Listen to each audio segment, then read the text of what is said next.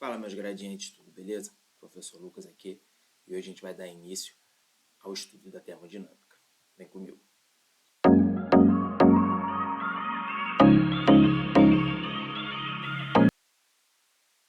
Galera, escolhi esse assunto para a gente poder falar porque a gente tem o hábito, né, de acreditar que a física, ou melhor, que os físicos, de uma maneira geral, eles vivem no seu mundo isolado, apenas produzindo suas teorias, né, e que, isso aí em momento algum se conecta com o mundo à nossa volta, ou com a sociedade ao nosso redor.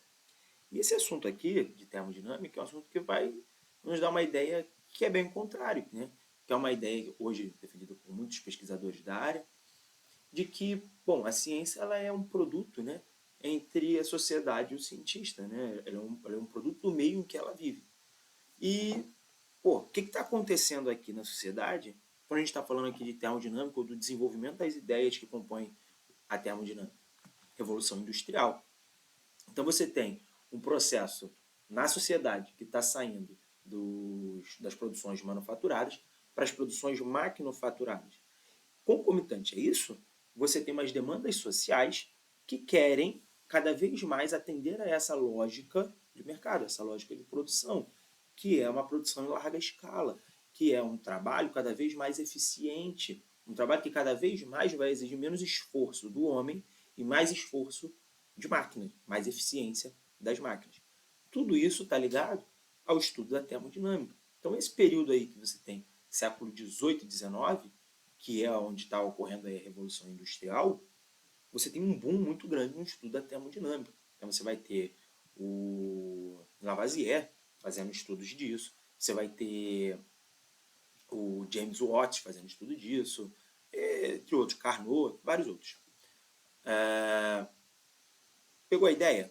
A ideia central é essa, é tentar fazer de alguma forma uma conexão entre o que você estuda e o mundo ao seu redor. Isso aqui tudo está interligado. Você vai ter a sociedade, você vai ter a política, né, envolvida ali por trás disso, financiando pesquisas que envolvem esse assunto da termodinâmica, para atender uma lógica da sociedade contemporânea, para atender uma lógica do mercado, uma lógica de lucro, consequentemente também, claro.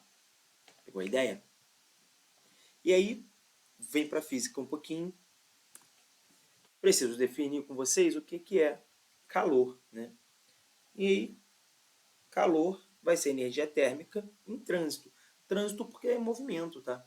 É justamente isso. Calor é energia térmica em movimento. Se não tiver em movimento, transitando de onde para onde? Ó, do corpo de maior temperatura para o corpo de menor temperatura. Se não estiver fazendo isso, não é calor. Observe que eu coloquei que o calor flui espontaneamente do corpo de maior temperatura para o de menor. Tá? Pode ser um movimento forçado fazer o inverso, como é o ar-condicionado, por exemplo. Né? Beleza? Então, dito isso, não definiu o que é energia. Tema para outra aula. A gente pode definir um pouco melhor o que é energia. Mas é isso. Então, energia térmica em trânsito. O calor flui espontaneamente do corpo de maior temperatura para o de menor temperatura. Beleza? E aí, o que vai ser a termodinâmica? A termodinâmica é justamente o ramo da física que vai estudar como que esse calor, como que essas trocas de energia estão relacionadas, né? As trocas de energia térmica, especialmente como que o calor vai ser transformado em trabalho. Por quê? Porque eu estou falando aqui, revolução industrial.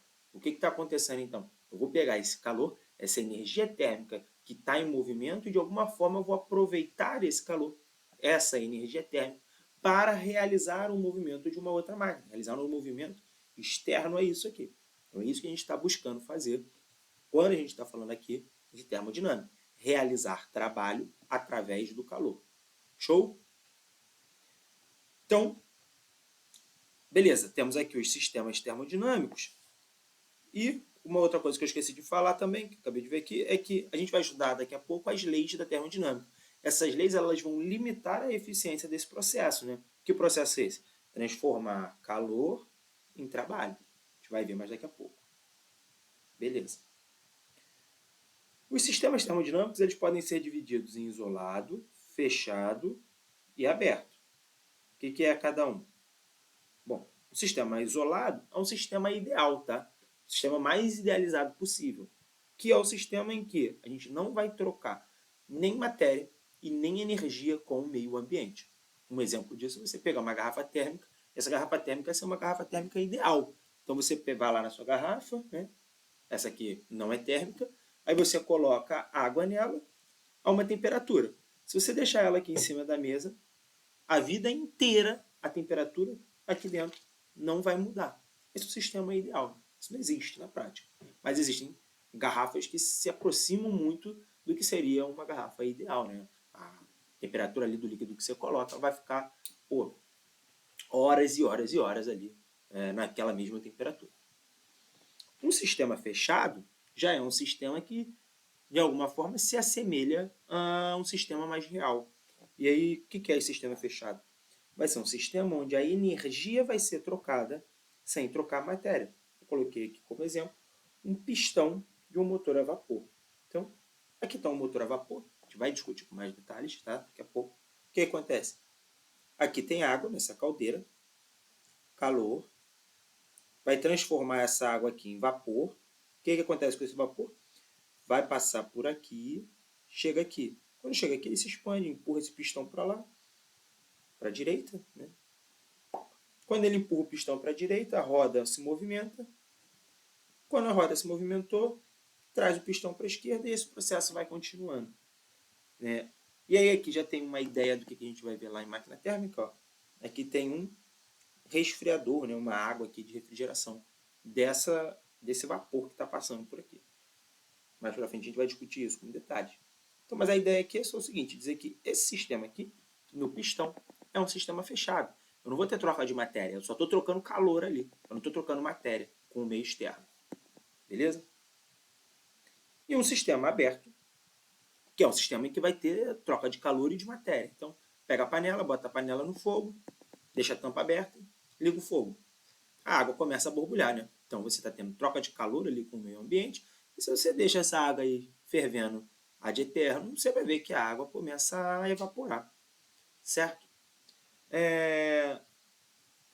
Então, isso aqui vai ser um sistema aberto, né? Porque você está perdendo matéria, você está perdendo água para o meio ambiente, que ela está evaporando. Entender isso aqui é importante na perspectiva mais social, mais econômica, porque, se eu entendo esses conceitos de sistema aberto, sistema fechado, eu consigo montar uma máquina térmica. E essa máquina aqui a vapor, ela vai ser uma máquina em que o sistema é um sistema fechado. Tá? Então, entender muito bem esses conceitos está relacionado a uma produção de uma máquina mais eficiente, ou mais eficiente possível que você quer ali naquele momento. Ou com a capacidade tecnológica que você tem de desenvolver, né, uma máquina naquele momento ali. Beleza? E aí vamos às leis da termodinâmica, né? São 3 leis, e aí a gente vai, hoje, só vou meter aqui nessa aula, a primeira lei, que é uma lei de conservação da energia. Né? E o que diz a primeira lei da termodinâmica? Que a energia é conservada. Como assim? Conservada de que maneira? De maneira que a variação da energia interna é o calor menos o trabalho. E aí, variação da energia interna é ΔU, calor Q, trabalho, essa letra grega, tal. Significa que na natureza nada se cria, nada se destrói, né? Tudo é transformado. É basicamente esse princípio aí, né? Que quem vai dizer isso é o Lavoisier, de conservação da natureza. ΔU, novamente, variação da energia interna, Q, calor, e essa letra aqui, tal, trabalho. ΔU é igual ao calor menos o trabalho. Hoje, a gente vai ver agora, né, como que esse trabalho aqui pode ser calculado.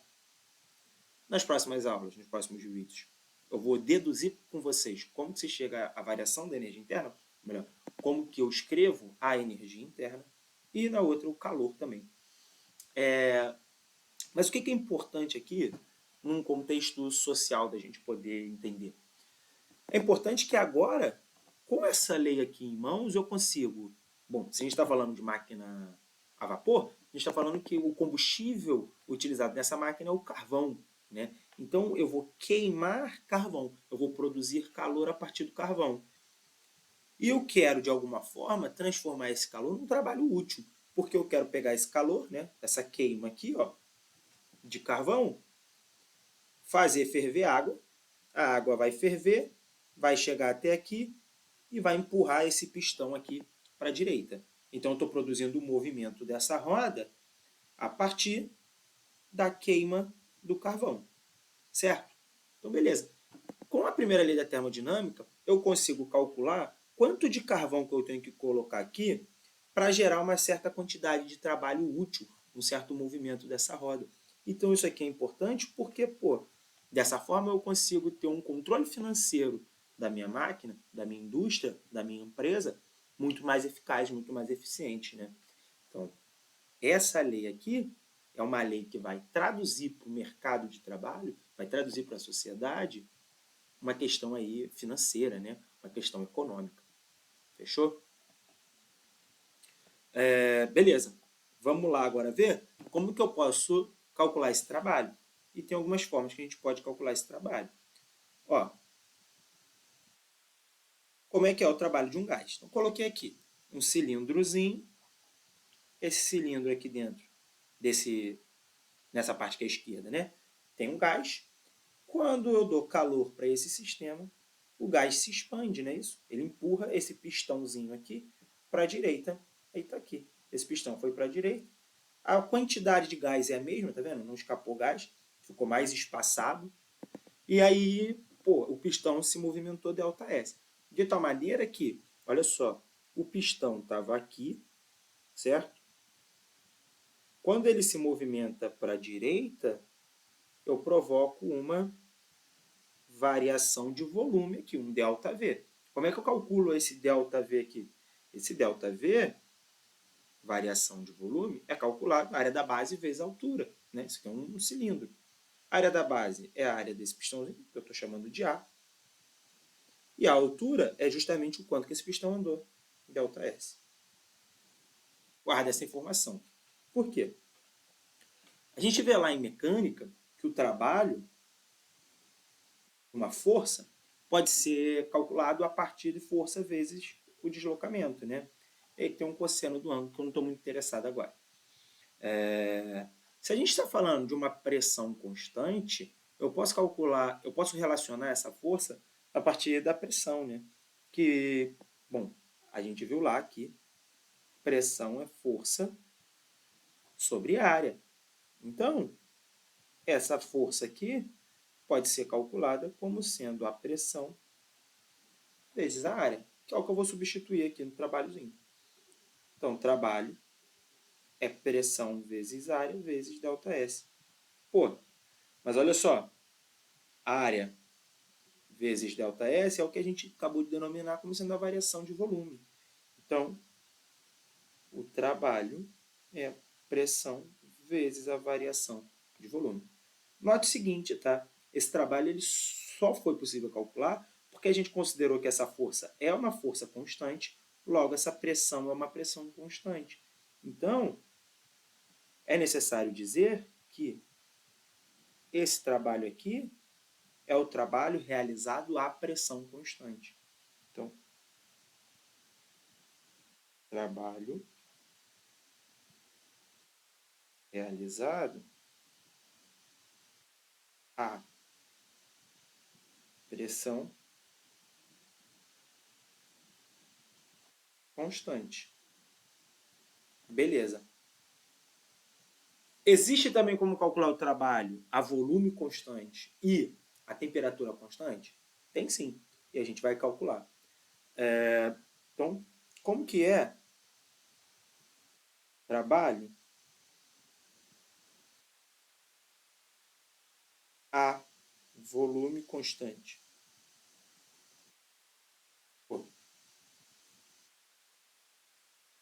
Presta atenção.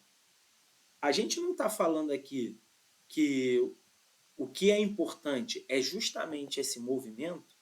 Se o volume é constante, eu não estou fazendo esse gás movimentar, né? Certo? Se eu não faço esse gás movimentar, eu não tenho como gerar trabalho.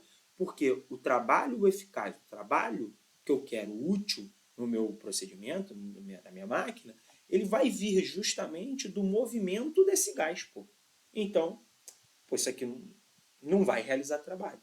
Se eu não variar o volume, se eu não mudar o volume, ou seja, se o volume se mantiver constante, o trabalho é nulo. O trabalho é zero. Não realiza trabalho se o volume se mantiver constante. E o trabalho,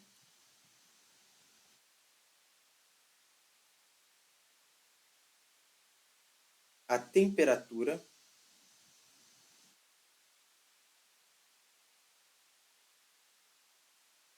constante. Beleza. Trabalho a temperatura constante é o seguinte, olha. Aqui a gente conseguiu calcular, de certa forma, uma expressão que vai dizer para a gente como que se calcula o trabalho. Né? E como que é? Bom, o trabalho ele pode ser escrito como sendo a integral de um PDV. Então, é necessário que eu varie volume para poder gerar trabalho. Beleza? Tá. Se a gente for lá para a equação de Clapeyron, que diz que pressão vezes o volume é nRT, esse cara aqui é constante, né? A temperatura é constante, que é exatamente o que eu estou utilizando aqui, temperatura constante. Então, eu posso escrever essa pressão apenas em função do volume, que vai ficar que a pressão é nRT sobre V. Pega isso aqui e substitui ali naquela integral. Necessário, tá? Não tem como fazer isso aqui se você não conhecer cálculo diferencial integral. Isso aqui não é muito difícil, não. Vou colocar aqui o resultado com vocês. Então, o trabalho vai ser... Ó, vou colocar aqui os limites de integração. Vai sair de um volume inicial e vai até um volume final. Quem é a pressão? nRT sobre V dV. Esse termo aqui, nRT, ele é constante. Então, ele pode sair da integral. nRT, integral de um volume inicial a um volume final. De quem? 1 sobre V dV, que é uma integral imediata. Né? Se vocês lembrarem lá das aulas de cálculo, que a gente já teve, vai lembrar que a integral de 1 sobre x dx é o ln do módulo de x. Tá? Aqui é v, não é x. Então, isso aqui vai dar ln do módulo de v. Simples assim. Então, esse trabalho é nRT, ln do módulo de v, e aí a gente tem que aplicar o limite de integração. Né? Esse volume vai de um volume inicial a um volume final. E aí, limite de integração, você faz o final menos o inicial. Então, isso aqui fica nRT vezes o ln do módulo, assim, ó, ln do módulo do volume final menos ln do módulo do volume inicial. Subtração de log vira divisão, né? Então, eu vou ter que o trabalho é nRT ln do módulo do volume final sobre o volume inicial. Se quiser, né, isso aqui pode ir para cá como expoente também, né, propriedade também de log, que também é igual a ln do módulo do volume final sobre o volume inicial, dividido por elevado, né, a nRT. Galera, esse é o início, né? Até a próxima aula a gente vai continuar o desenvolvimento desse pensamento. Espero que vocês tenham gostado. Se você gostou, deixa seu like, comente, compartilhe e assista os outros vídeos do canal também. Valeu? Abraço, bons estudos.